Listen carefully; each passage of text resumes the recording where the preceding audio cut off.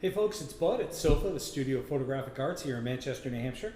And today we have our brand new DigiBee. And the DigiBee is the replacement to the venerable Alien Bee. We've ordered the DigiBee 800, which will replace the Alien Bee 800.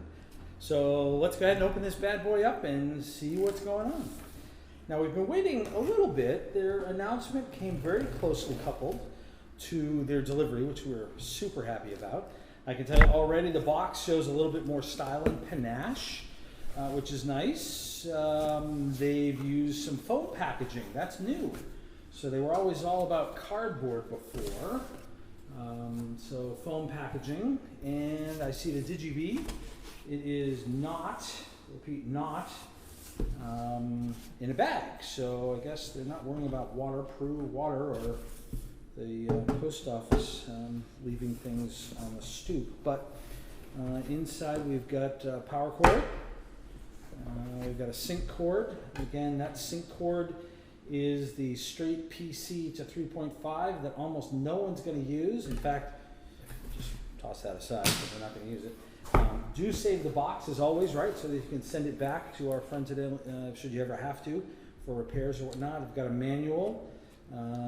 So that's, looks a lot nicer than the previous one, so that's nice. I'll set that aside over there. The power cord I'm going to set aside, but one of the things you'll notice almost right off is that it's a downward facing power cable, which is nice. It'll keep the stress off.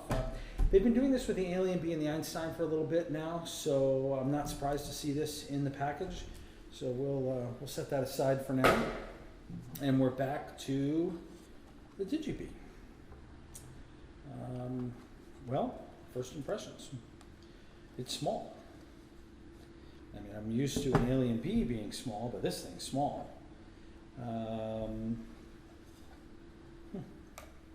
They've kept the metal mounting that has become standard now amongst the Einsteins and Alien Bees. I mean, you can buy that extra part to replace yours if you want, but I like that's there.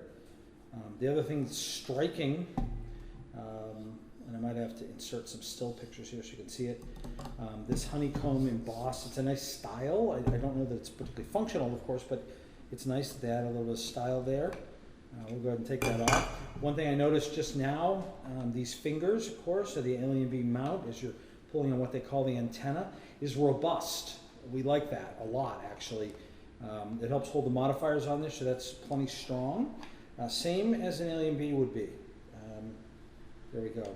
And I'm noticing something else. Of course, the LED modeling lamp got a lot of discussion online, which is nice. Oh, hey, that's kind of neat. I don't know how well you can see that. Show that to our side camera here. That is actually some sort of rubber or rubber-like clear material. I'm guessing silicone?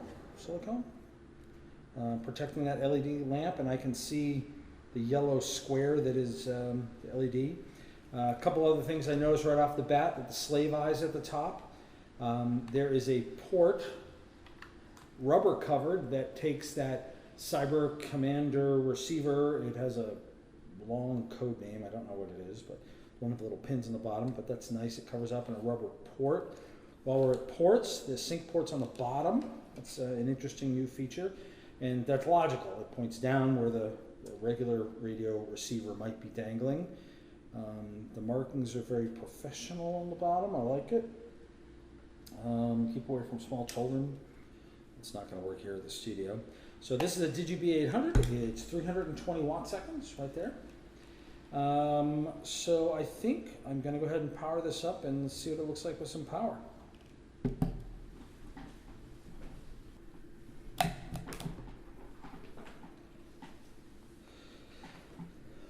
So I'm plugging in. Again, this is a downward facing cable, which I think is a nice touch. It powers up. Now that's interesting. So it powers up right away with an on-off button. Now I think that's a plus, because if for some reason you are at an event or something and your lights are up on tall stands, you can actually turn them off just by simply unplugging the lights. When you plug it back in, it turns on again, because it's using a hard button and not software. Oh, so the other thing I noticed is that the button itself isn't lighting up, but rather the little B at the top is lighting up. You see that okay? So that's a nice little stylistic feature. And of course the modeling lamp. Now I'm not sure what it's doing to our exposure here on the camera in the video, so it's probably one of the first things I'll do is shut it off. First impression though is it's blue. So right now it's a rainy day outside. We're using window lights to illuminate us. I've custom white balanced the cameras, so it should look pretty neutral to you. And I bet you this is going to look pretty blue to you, assuming that it's not overexposed. So I'm not surprised. So let me see if we can figure that out. Modeling lamp. I'm just going to hit the button and see what happens. Okay, well, first impression is it's bright. Yeah, okay, now I can't see, but okay, way to go, bud. And there we go. So I just kept hitting the modeling lamp button as it cycled through these 4 options. We'll probably get into that more in an in detail test, but it turned it off. That's super awesome. You know, one thing I noticed already, one of the things I thought would be awesome about having this LED light is it doesn't get hot. Well, even with an incandescent light on that short period, it would have been too hot to touch. Here, heat is, of course, not an issue, so I think that's nice. And the rest of the buttons seem pretty straightforward. Test button, it's all the way down at its lowest power. And of course, the buttons are not hard plastic like they are on the Einstein, but rather they're a soft, rubbery feel. It feels integral, it doesn't feel like a layer, so it's kind of nice. The clicks aren't hard to do, they're easy to adjust. Press and hold, what's that behavior? Yeah, and it zooms right up. If I press and hold down, it seems to be zooming right back down again. So I think that's going to be easy to adjust. Let's bring that all the way up to full power. And again, this will be a 320 watt seconds for this light, and yeah, it's about what I expect. Again, no meter handy. Again, this is a first taste. Another observation is it's beeping. Now that's new. Remember, the Alien Bee didn't beep, it just dimmed. Let's see if we can turn that feature off. And we can. And it can also cycle the modeling lamp, which is not currently an option, probably because I have the modeling lamp off. Slave eye can be toggled here on a switch, which is nice. Previously on the Alien Bee, it would toggle on and off with a switch. So far, I really like what I'm seeing. I would say that weight-wise, it feels about the weight of an Alien B800, but I'll put it on scale and measure it for reals and let you know what's going on. But otherwise, first impressions is it's a refresh, and a refreshing one at that, of the Alien B800.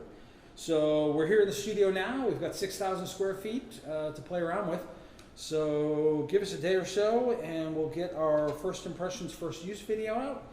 And we'll take this thing out for a spin, if nothing else, this coming weekend, and get you some location stuff, and we'll go from there. Again, it's Bud at SOPHA. If you like the video, hit like, share, subscribe, all that fun stuff, and you can always check us out at thesopha.com. Thanks so much.